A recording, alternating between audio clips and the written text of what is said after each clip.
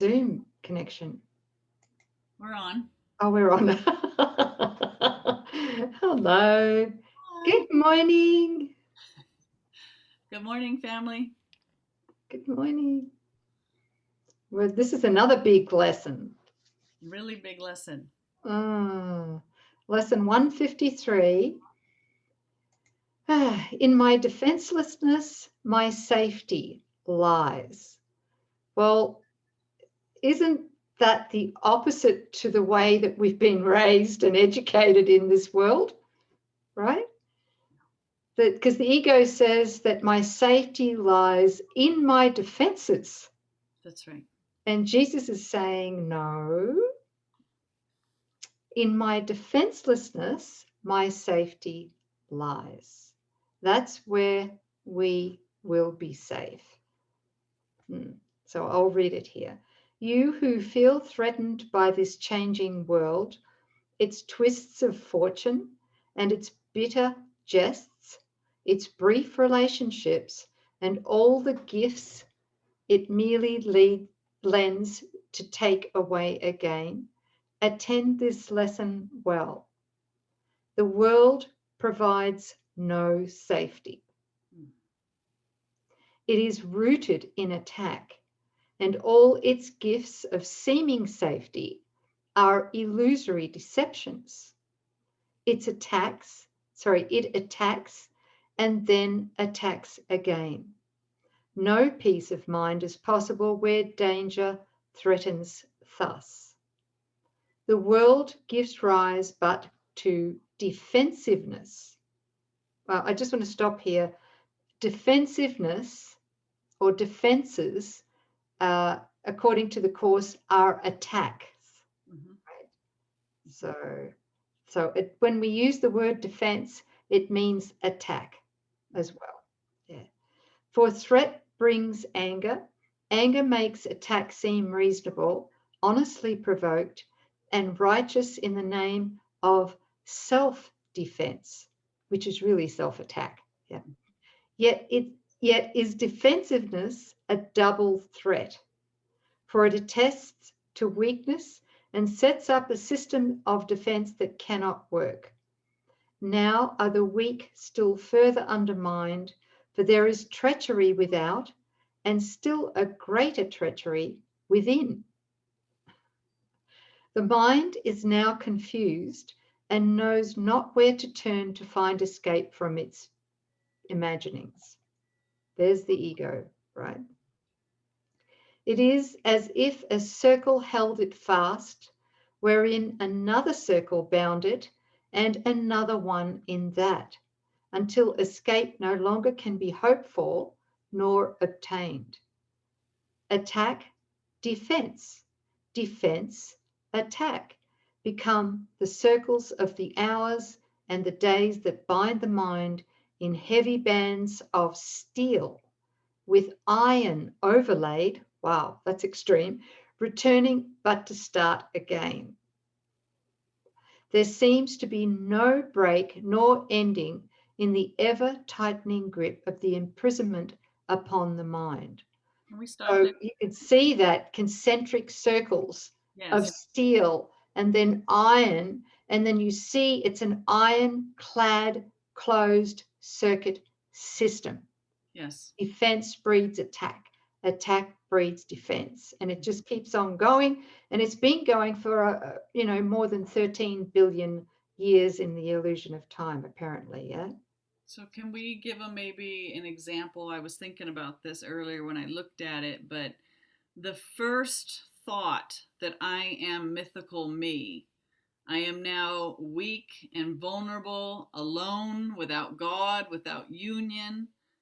Fear and guilt are running the show, right? So then this first attack of this lie about I am me apart, right? Then that guilt is projected out into whatever, countless ways that the ego would label it's self attack. So are we projecting the guilt in our mind out into the world and it's coming back to us as sickness, lack, conflict, whatever the problem is that you might be facing, that's the guilt in your mind being projected out. So say it's sickness, right? Or say it's the pandemic. So then there's something out there that I need to defend myself from because I'm weak and there's something real out there. And now I am trying to defend myself against a real threat out there. And at what level am I defending myself? At the same level at which I'm going back into a dream and I'm using illusory phenomena to defend myself against this so-called real threat. And because it's all happening at the same level and it's magic, it doesn't work. And so then there's guilt when I fail to protect myself against this threat. I mean, it's like this game, it just keeps looping and looping and looping. But it all started with mythical me, projections, defense, attack, defense, attack, it over and over again. And there's never any solution. There's no way out of it until somebody says there must be a better way. I give up. This is insanity. And we learn to recognize, okay, this is mind and it's not out there, that it's all happening here and it's guilt, etc. Right? So that the concentric circles with mythical me in the center of it, and just no way out. Yeah. You know, sis, that's very helpful. And I don't know if I've already shared this example because I have no memory. I know I've shared it, but I don't know if I shared it on the lessons. I could have shared it in our TTC classes. I could have shared it in our Holy Relationship Journey class. I'm not sure. But sure I guess what comes up when I read this lesson, in my defenselessness, my safety lies. I used that lesson to basically help myself come back from what felt like death. And you were there at the time, actually. It would have been about, I don't know when, 2014, I think, 2014. And my daughter was suffering from severe anorexia nervosa. So, and she would not go to a doctor, and was getting close to having to be hospitalized, right? You remember that. Yeah.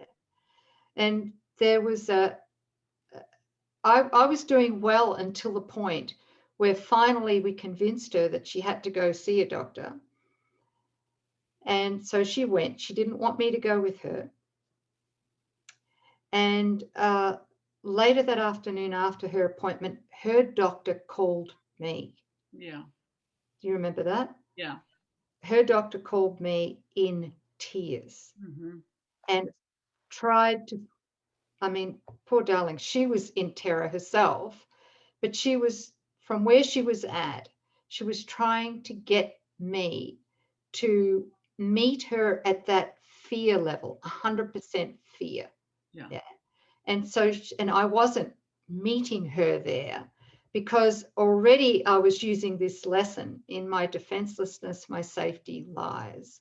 And I knew I had to stay vertical while she was losing it on the phone. Right. So she decided, the ego decided to turn up the heat to tell me that in her opinion, that my daughter was very close to death and that her organs would fail because her BMI, I didn't even know what BMI was back then, body mass index, was at 12, which of course is close to death. Yeah. Just to let you know, this is the ego. And she was trying to tell me, and I know it sounds so bloody dramatic, but this is how the ego gets us. She told me that once the BMI reaches 15, that is automatic hospital admittance. Right? But see, the thing was, we were trying to get her to a rehab at the time, and the rehab wouldn't take anybody under 15. So she was already under 15 because of the risk factor of all major organ failure. All of this chaos, do something. You've got to defend. You've got to take her by force. You've got to, right? And in my defenselessness, my safety lies. I knew to join with Jesus and Holy Spirit and to invoke the miracle. I was not going to go in that blind fear. I was going to join her in the truth, join both the doctor and my daughter in the truth. And I am convinced that the miracle occurred because of that, refusing to go down that rabbit hole. And I know it's a long-winded story and it's an extreme example, but she got better. Yeah. She didn't get better from medical intervention. And I'm not saying medical intervention's bad. I'm just saying that in this case, I joined with Holy Spirit and Jesus, and I wanted the miracle. Yeah. And we got the miracle. Right. But it took such vigilance. You remember, you joined me. I do. I'm thinking about those who are listening, still trying to figure it out in their mind. It's if she had gone down the rabbit hole and colluded with the doctors and agreed and had it hospitalized, she may have gotten better, but the cause would not have actually been healed. When we agree with somebody's problem, we're actually attacking because we're going into the story and we're adding another witness to the gap where nothing's going on. But what Sis wanted to do was to close this, right? To have this experience of seeing Ricky, seeing her daughter as living and moving and having her being in God. And this heals the cause, that there's no separation, that there's no guilt, that guilt can't be projected out into bodily attack. So actually, it was the most loving thing to do. While this doctor was using her best sense of what was right under the circumstances, she was full of fear and wanting to perpetuate this story about her daughter. So actually, taking that stand with Holy Spirit and joining and declaring that we all have our life here in God is the correction, is the light, and is the highest sense of loving response. It's where our sis could be at that point. Yeah. And thank you, Sis. That's so helpful. And the fact that I joined with you in your right mind outside of the gap, closed the gap, and with Daniel at the time. So I had two huge miracle buddy bookends that were just closing the gap with me to bring in the miracle. And that is what really did it. That's what healed her. So the cause was healed with her, never to return again. Never, never. And that's why the safety lies in the defenselessness, taking defenses and maneuvering and maneuvering in the gap, right? It perpetuates that the dream is real, that the gap is real, and what's going on in the gap is real. But this defenselessness of just going straight to God and starting again with, truth is true, nothing else is true, is actually healing the underlying cause. That he said, you've got one problem, one solution. So let's join in knowing that the separation has not occurred. That's true healing. That's right. And the quantum effects of that, Sis, right, are beyond our imagination. I have no idea how many people were healed in that. It wasn't just for me, for you, for Ricky, for Daniel. It was for, I'm sure it was for thousands of others who were ready to receive that same miracle. That's it. It has to be, because there's just one mind.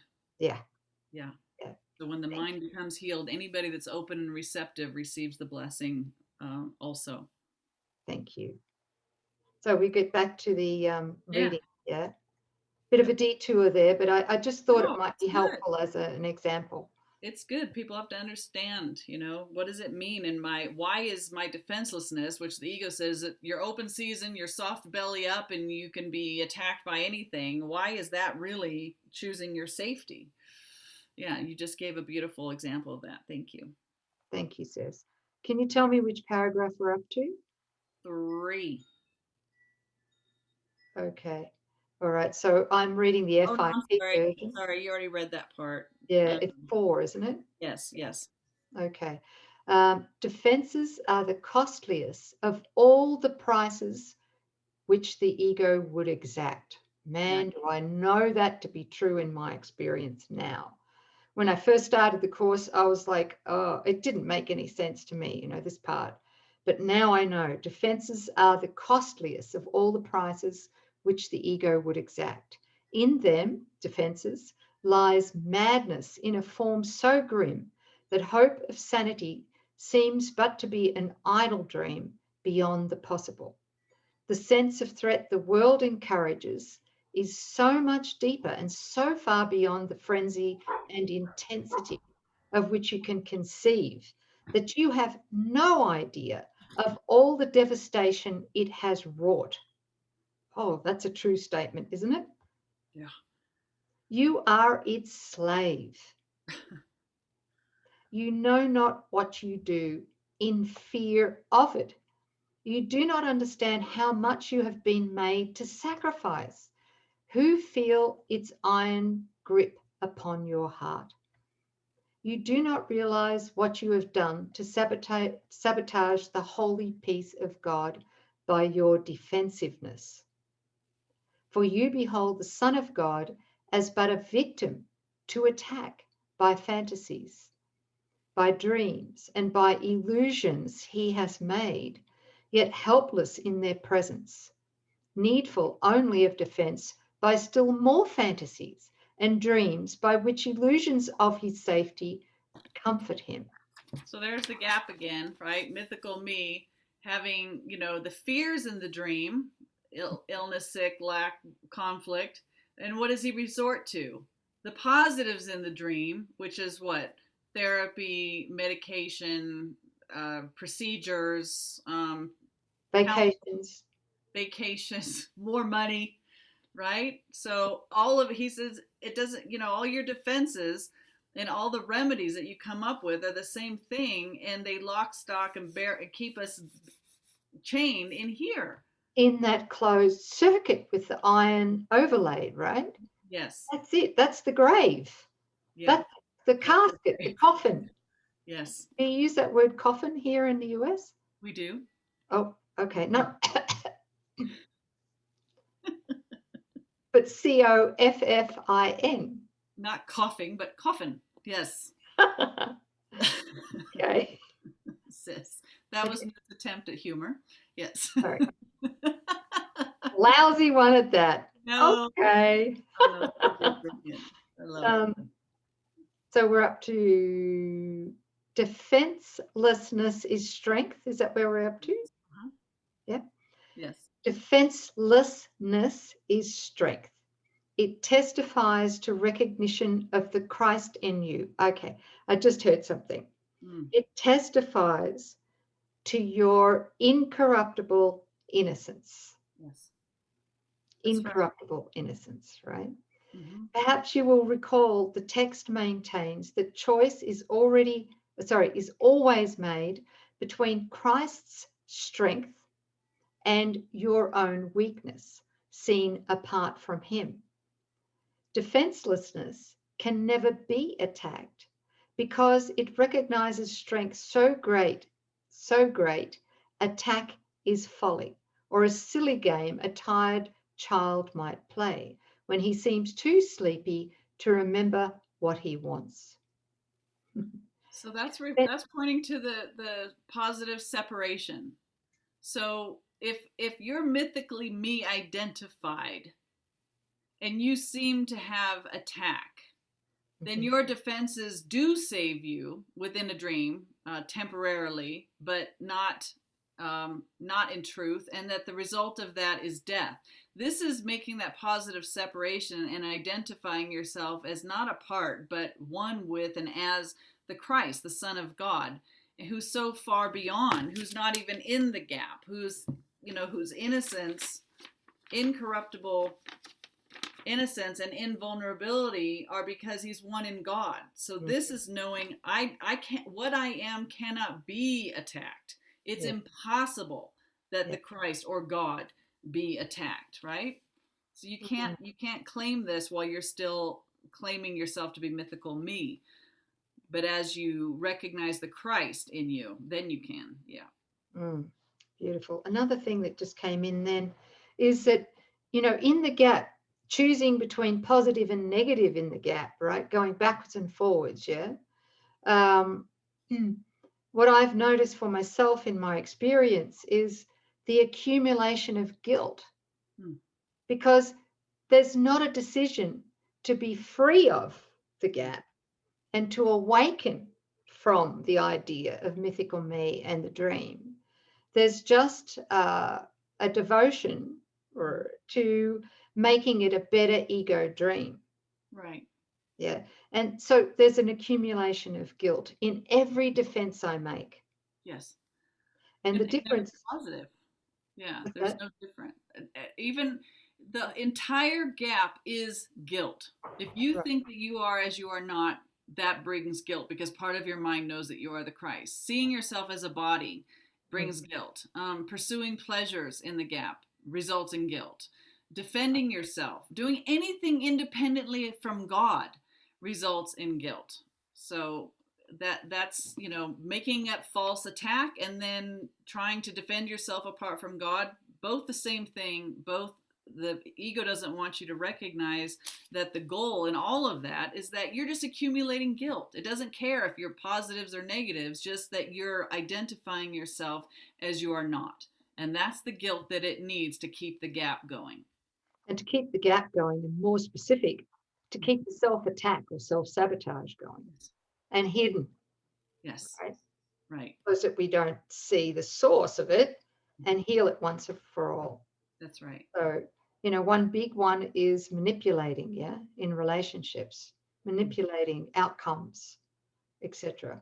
That's another one in the special relationships. Yeah. So all special relating is guilt. Yeah. Hell yeah. Hell yeah. Okay, I'm on paragraph 7. Defensiveness. Did I read that? No. Mm-hmm. Defensiveness is weakening. Weakness. Sorry.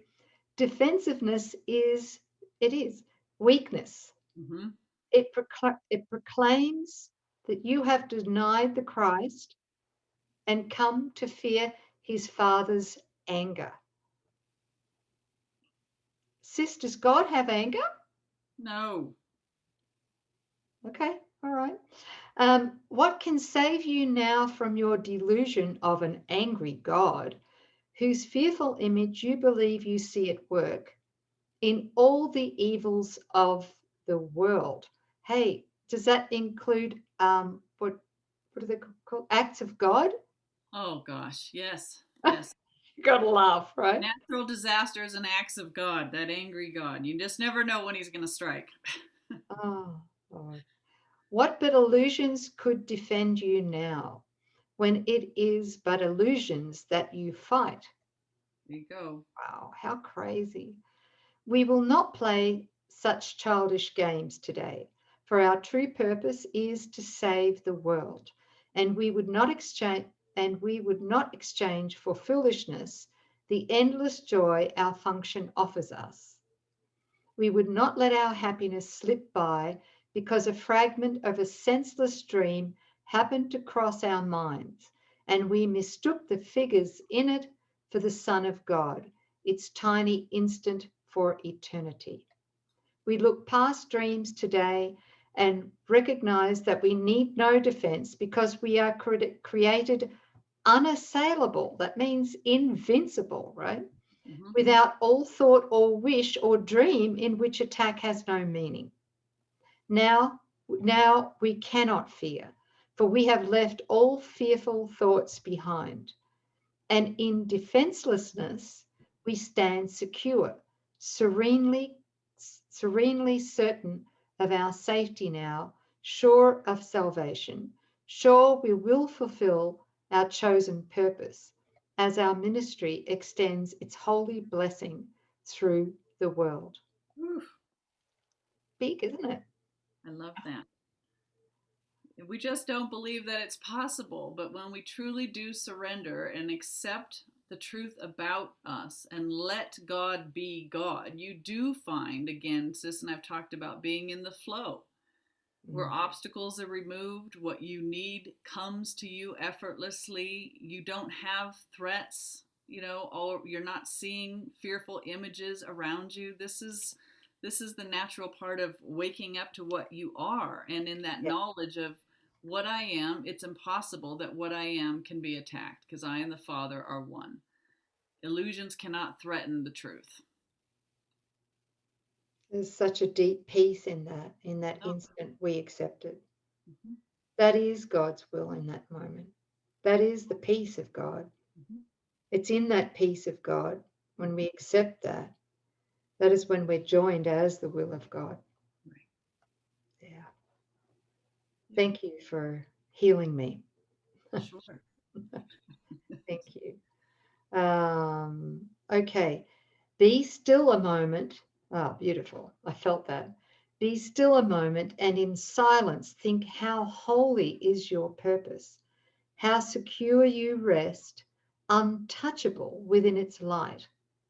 God's ministers, that's you, have chosen that the truth be with them. Who is holier than they, than you? Who could be surer that his happiness is fully guaranteed? And who could be more mightily protected? So true.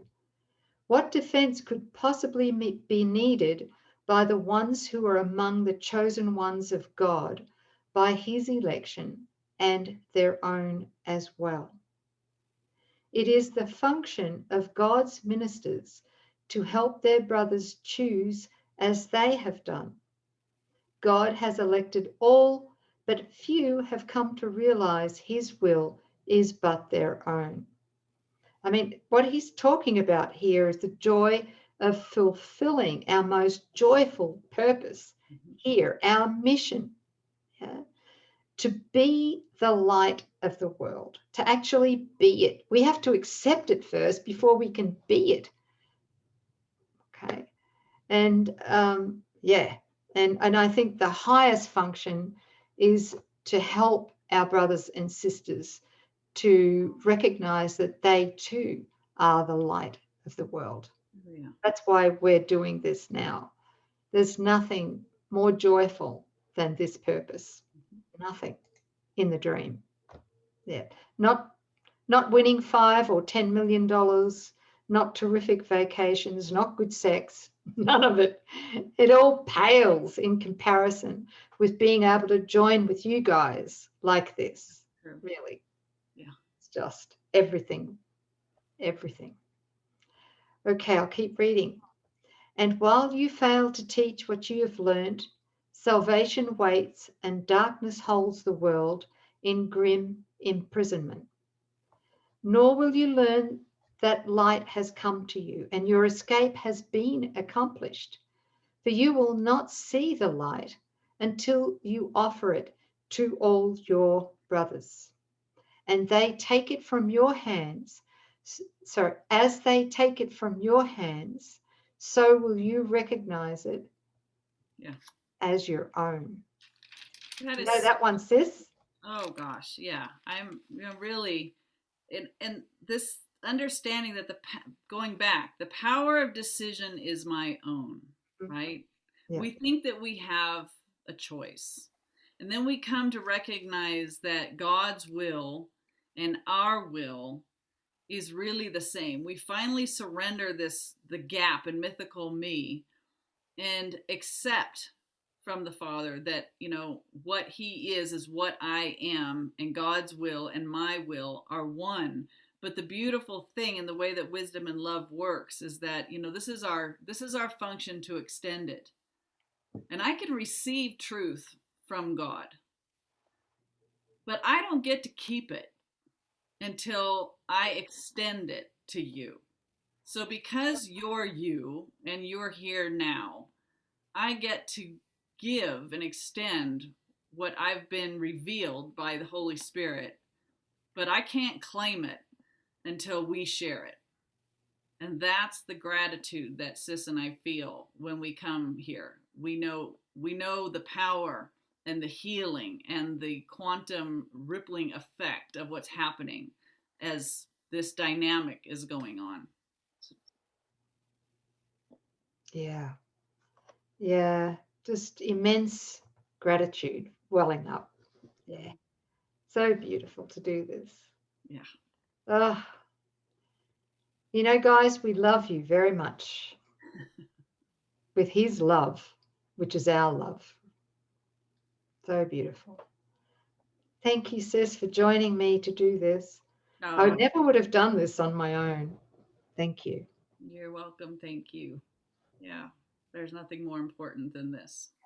I know this is why I'm here, to come support these deeper teachings out of the Course. And thank you for bringing us those deeper teachings to really get all the layers out of everything that he's showing us, as he really wants us to get this. He needs us to be his voice and his arms and hands and his activity. Yep. No more separation. Yeah, beautiful. Thank you, Sis. He needs us to extend this. That's it. You know, that's why forgiveness is so powerful. Okay. Paragraph 12 in the FIP version. Salvation can be thought of as a game that happy children play.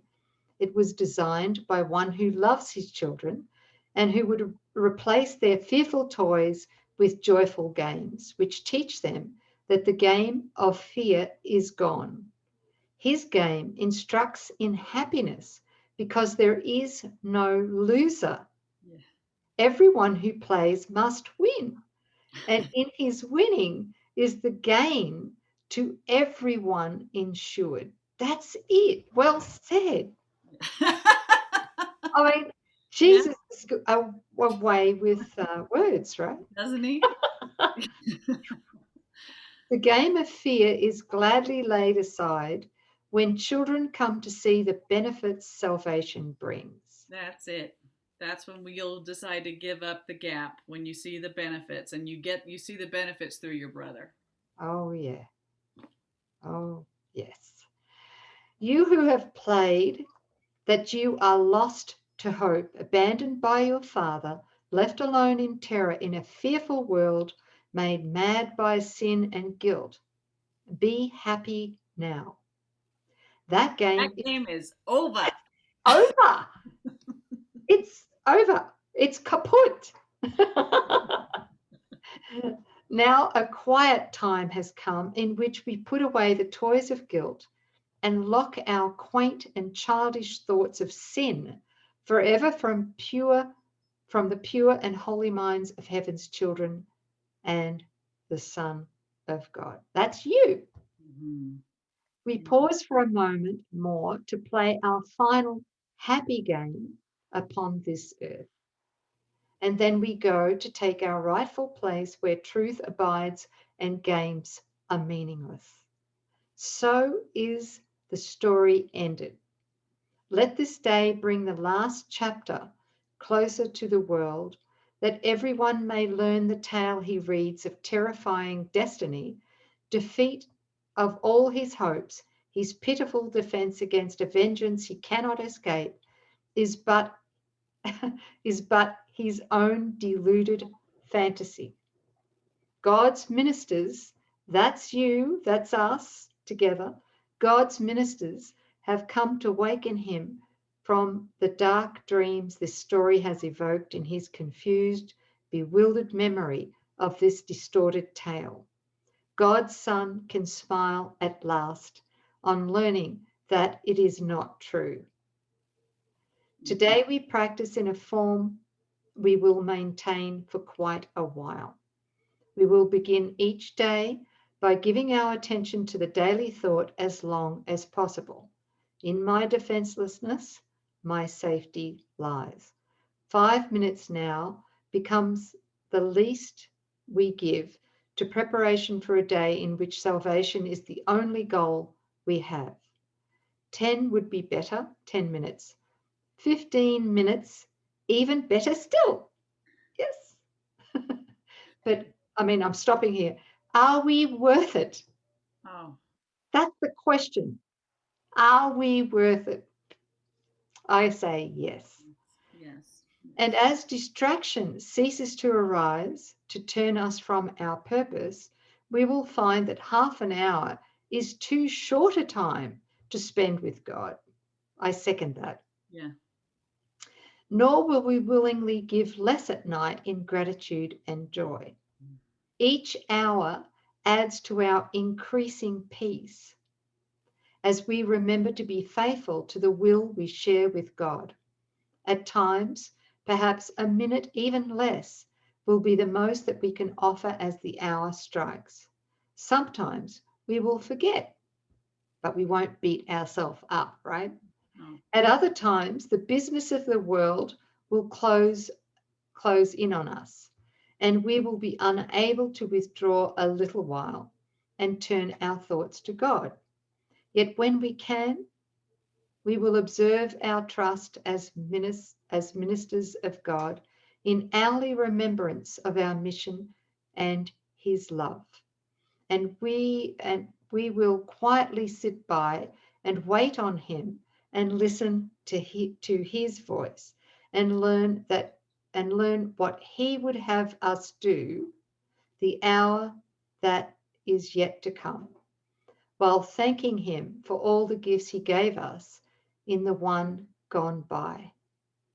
In time, with practice, you will never cease to think of him.